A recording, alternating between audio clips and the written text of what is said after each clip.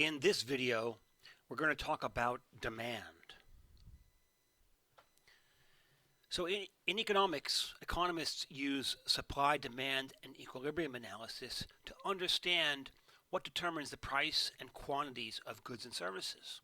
So when we wonder why do certain things, why are the prices of certain things what they are, or why are some things produced in large amounts or small amounts, the answer has to do with supply and demand. And in this lecture, we're going to speak specifically about demand. There's an interesting question. So pearls have a very high price, and the question is, why do they have a high price? And similarly, why do people go to such great lengths, diving to the bottom of the ocean, taking on great danger in order to get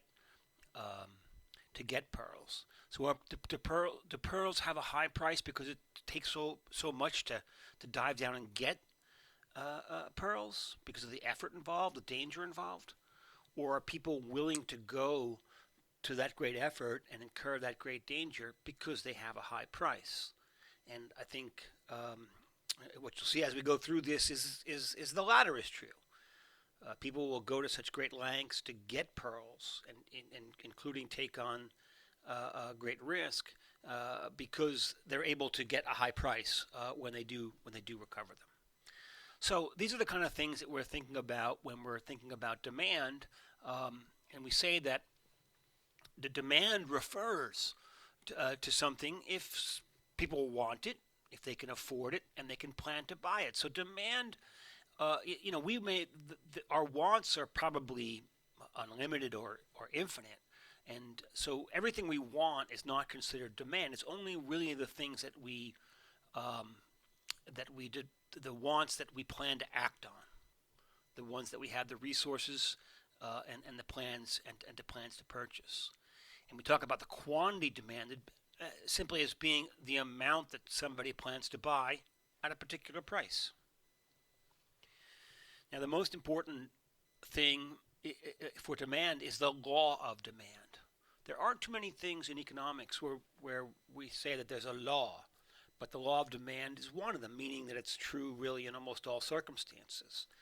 And so the law of demand says the higher the price of a good, the smaller is the quantity demanded, and conversely, the lower the price of the good, the higher or larger is the quantity demanded. This, there's a common sense aspect to this. When prices are higher, we can afford to buy less. When prices are lower, we're more interested and we want to buy more, and that's really what the law of demand says. Now, the law of demand results for a couple of reasons. One is something called the substitution effect.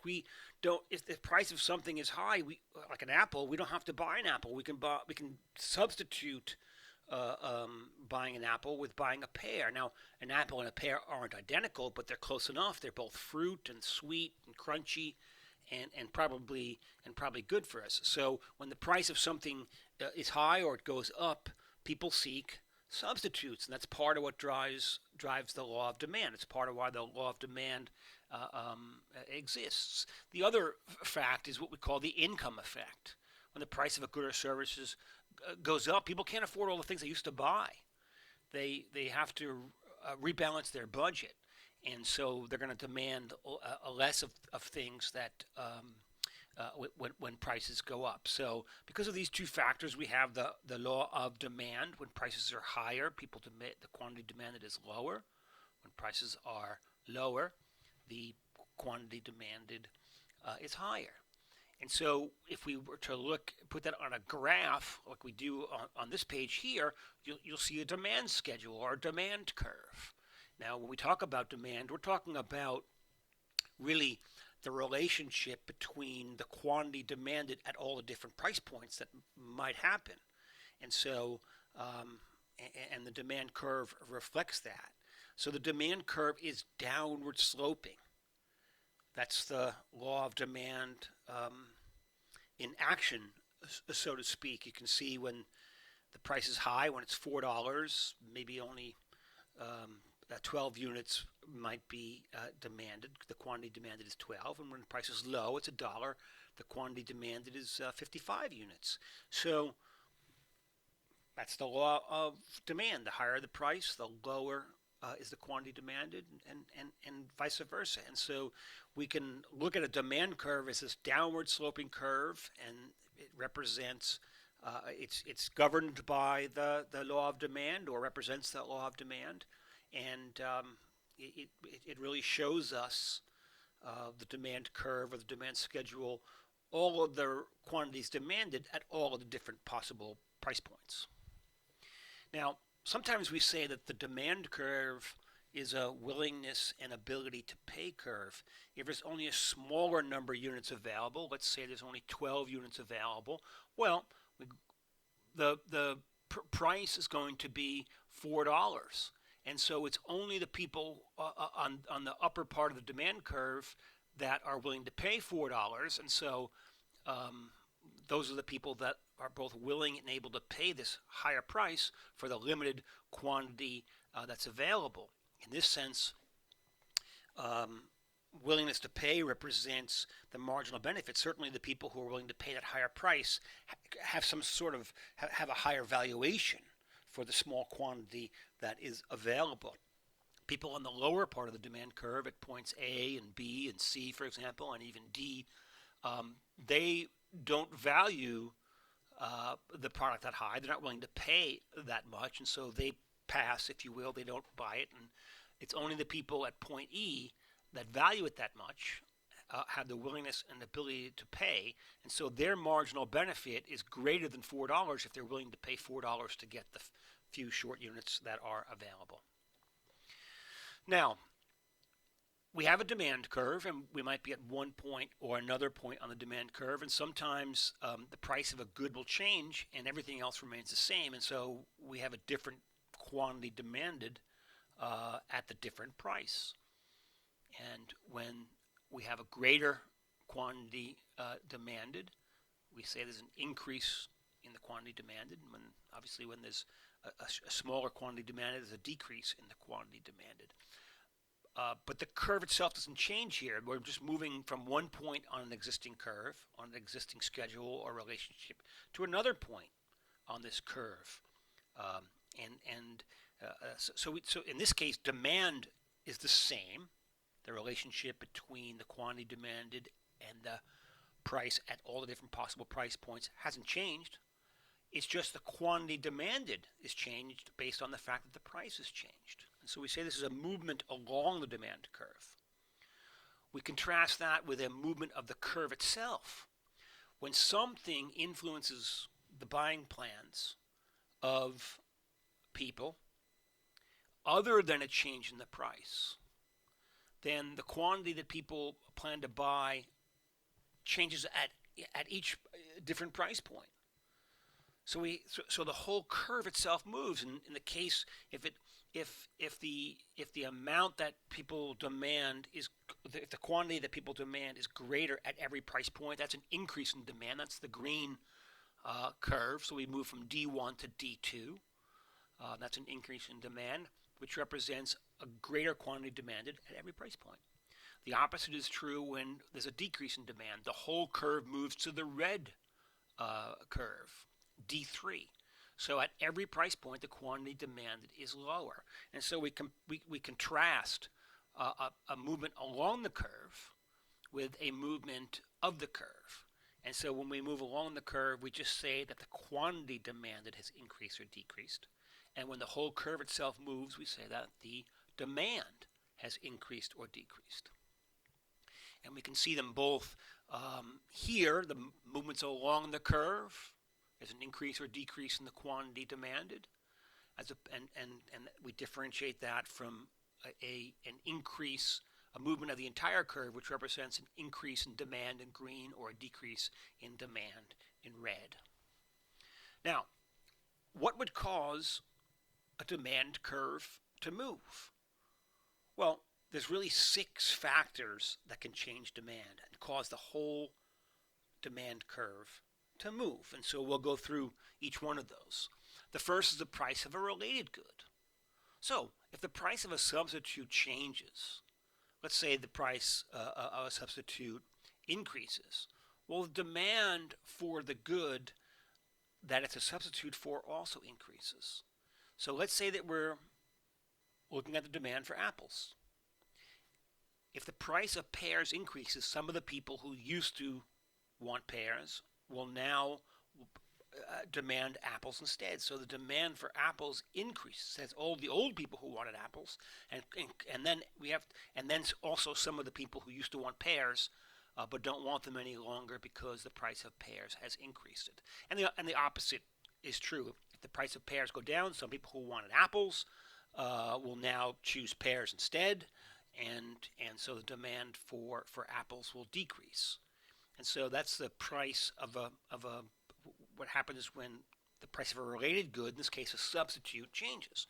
Well, some goods are complements. Complements are goods that are better together. We can think of cookies and milk. Now, when the price of a complement falls, the demand for a good increases. So if we're looking at cookies and the price of milk falls, well, people who, since milk and cookies go together, they complement each other. Some people will be able, who were buying milk and cookies previously will now want more milk and cookies, or some people who didn't want them will now want them. So when the price of a complement like milk falls, the demand for cookies increases. And of course, the opposite is true. So demand is not, demand is a function not only of the goods itself, but of the good, but of goods that are substitutes and complements. They affect the demand for a particular product.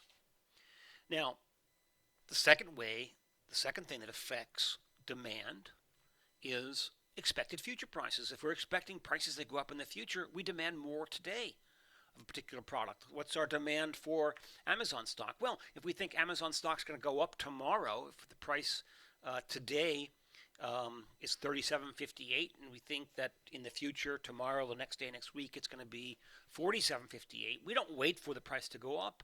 We demand more now. So if we expect prices to go up in the future, our demand for a particular good or service will increase now. When people's incomes increase, consumers are able to demand more of everything. So when people's incomes go up, the demand for really all products goes up, and the demand curve will shift rightward. Now, similarly, when people's incomes decrease, then demand for all goods and services will decrease. People will have less resources to be able to demand things with, and demand will decrease. Now,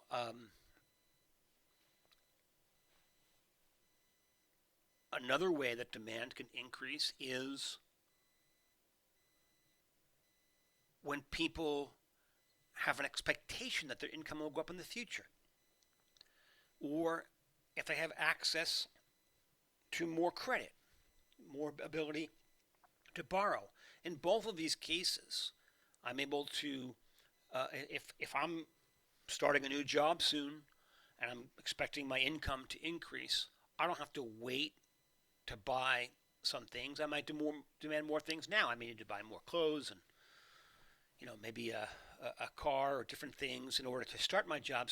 So if I have the expectation of my income going up in the future, I demand more today. If I have an increase in the amount of credit available to me, I will demand more today. So this is another thing that will increase or decrease demand.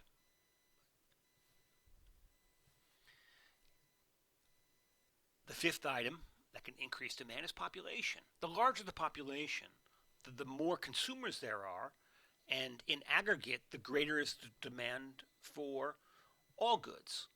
So there's a direct link between the size of the population and the amount of demand. Now, if the population increases over time, then the demand will increase over time. This is demand for really all goods and services. If a population is decreasing, which does happen in some places, demand will decrease. And the last item is preferences, and this is a bit of a wild card. A change in preferences that people have can shift a demand curve. Maybe one style of music is popular, people prefer that style of music, and then it goes out of favor. And and so demand will decrease. And in a similar way, maybe a new type of music becomes more popular, and that music, um, the preference for that music is greater, and so therefore the demand is greater. So preferences that people have can change, and so when preferences change, if the demand can also increase or decrease just on the basis of preferences changing or not changing. So again, a movement along the demand curve is simply when the quantity demanded changes because the price changes. That's a movement on the curve. In that case, we don't say the demand has changed, just the quantity of demand has changed. And we differentiate this from a change in the quantity demanded. When can there be a change in the quantity demanded? When one of the 6 factors we just talked about changes. The price of related goods, the expected future prices for a good, an increase or decrease in income, expected future income, or an increase in credit, a larger or smaller population, or changes of preferences. If one of those 6 things changes, then demand can change. When demand increases, it moves from D1 to D2. The quantity demanded is greater at each and every one of the price points.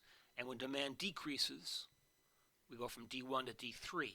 The quantity demanded is less at each and every one of the price points. And this is a change in demand. Change in demand, again, only happens when one of these 6 factors changes. And so this is our lecture on demand. Remember, the most important factor when studying or thinking about demand is to remember the law of demand. The higher the price, the lesser is the quantity demanded. The lower the price, the greater is the quantity demanded. That drives a downward sloping demand curve, which we see really in all these situations. And demand, we may move along a curve. If a price changes, the quantity demanded will change. But the only time the curve itself moves is if one of those 6 factors that we talked about changes, then you can have a shift in the entire demand curve.